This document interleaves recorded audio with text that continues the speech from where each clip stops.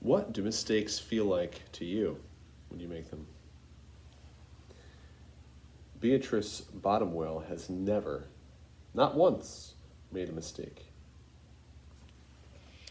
The Girl Who Never Made Mistakes by Mark Pett and Gary Rubenstein, illustrated by Mark Pett.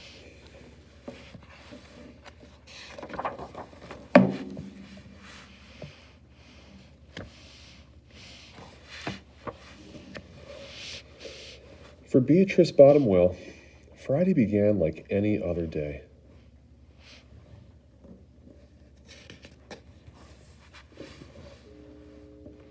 She matched her socks, and, of course, she put her shoes on their proper feet. She remembered to feed her hamster, Humbert, his favorite food, broccoli. And when she made a sandwich for her brother Carl's lunch, she used exactly the same amount of peanut butter as jelly.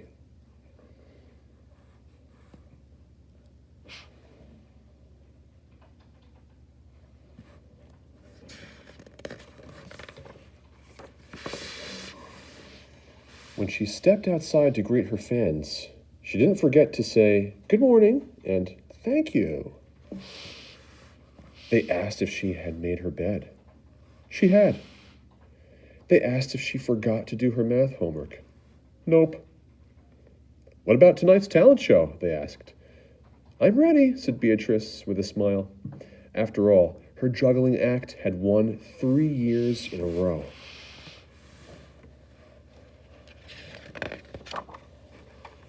Most people in town didn't even know Beatrice's name. They just called her the girl who never makes mistakes. Because for as long as anyone could remember, she never did. Unlike Beatrice, Carl made lots of mistakes. He ate his crayons and drew with his green beans. He danced with his hands and played the piano with his feet. Carl loved to make mistakes.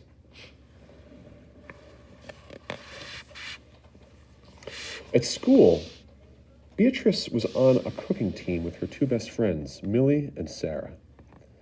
To make their giant rhubarb muffins, they needed 4 eggs. Beatrice went to the refrigerator and carefully chose the biggest, eggiest eggs she could find. But on the way back, her legs slipped out from under her. The eggs went flying. Beatrice was about to make her first mistake, but she didn't. That was close, thought Beatrice.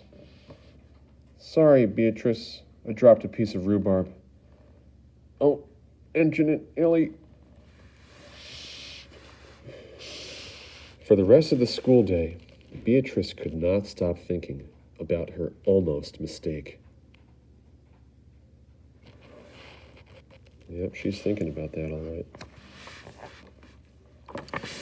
On her way home from school, Beatrice watched Millie and Sarah ice skating in the park. "Come join us," said Millie. "It's fun," said Sarah. Beatrice watched them slip and slide in the frozen pond. Millie and Sarah laughed as they wobbled on the ice. "No thanks," said Beatrice. At supper, Beatrice barely touched her food. "Is everything all right, kiddo?" her father asked. "I'm worried I'll mess up tonight," said Beatrice, "and everyone will be watching." "Worry? You don't make mistakes," he said with a smile.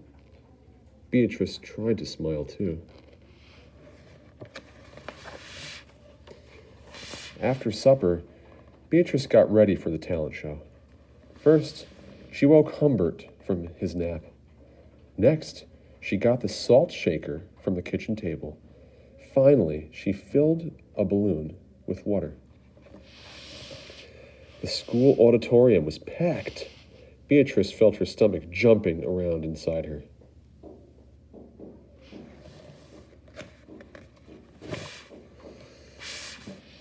Beatrice waited for her juggling music to begin. "That's her. That's the girl who never makes mistakes," said a woman. "Oh, we know she'll be perfect," said a man. When the music started, She tossed Humbert into the air. Next, she added the salt shaker, and finally, the water balloon. Beatrice didn't miss a beat. The crowd clapped with delight, but Beatrice noticed something odd about the salt shaker. The specks falling out of it were not white. Achoo!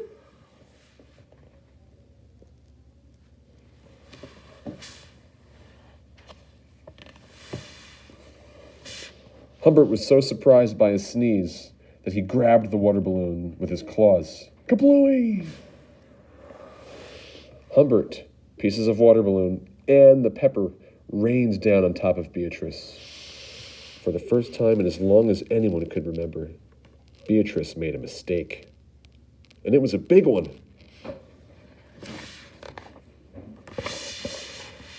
The music stopped.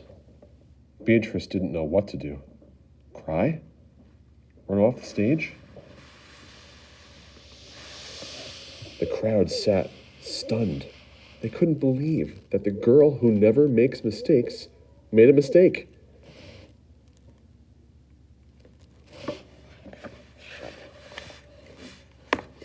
Beatrice looked up at Humbert. He looked back at her. His hamster fur was soaked and speckled with bits of balloon. Beatrice let out a giggle. The giggle grew into a chuckle, and the chuckle became a laugh. The people in the crowd looked at each other, and then back at Beatrice. They began to giggle, then chuckle, then finally roar with laughter. Beatrice and the audience laughed until they couldn't remember why they were laughing. I love when that happens. That night, Beatrice slept better than she ever had.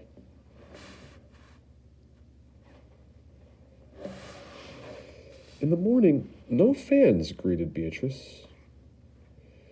When she got dressed, Beatrice, for no reason at all, put a polka dot sock on one foot and a plaid sock on the other.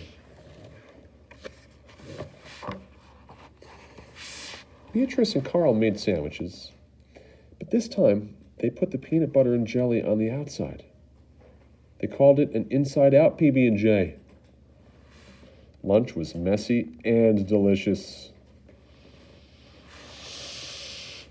Later, Beatrice found Millie and Sarah skating in the park. They fell a lot, and they laughed. Looks like that cardinal is happy too. Now, people no longer call her the girl who never makes mistakes. They just call her Beatrice. I hope you enjoyed that book. Now, why is it that Beatrice felt like she had to be perfect? That's one question that I want you to think about and then write about. Then, in real life, what does it feel like when someone tries to be perfect all the time? Maybe you can think of a time when you felt like you had to be perfect all the time. What does that feel like? And last, I want you to describe Beatrice's life after she made the big mistake. What does she do differently now?